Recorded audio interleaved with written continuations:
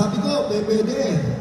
Kasi, si FPJ, malapit tayong FPJ eh. Action star. Action star din si Congressman, di ba? Di ba? Saka sabi ko sa sarili ko, baka ito magbibigay sa akin ng bagong umaga. Pero sabi ko, hindi. Tingin ko, ibibigay sa akin ito, dapit hapon.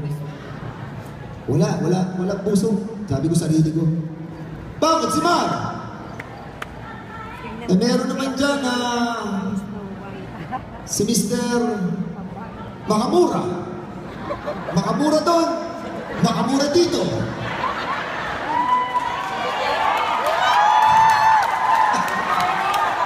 Si Pop.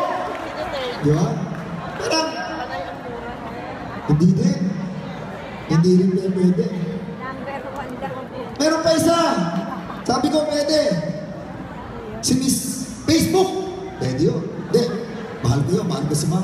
Hindi pwede maging Pangulo. Merong kasama sa Kongreso. Natatakbo presidente. Baka yun na lang. Hindi eh. Wala akong nararamdaman. Itong si Mar Rojas, merong abilidad, merong kalidad, merong integridad, merong kapasidad. Tama o mali? Pero, alam na natin yun eh. Yung Mar Rojas, may angking talino, may angking galing na hinahawakan. Diba? Yun nga, minsan nababati ko sa paggawa ng tama.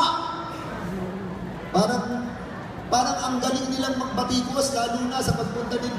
Hindi nila alam, itong taong ito na pumunta sa Yolanda, doon sa Tacloban, 1 linggo bago umabot yung Yolanda, andun ang taong ito. Hindi nila alam. Pero kung mga batikos, kala mo sila. Okay. Kilala na natin ang Mar Rojas.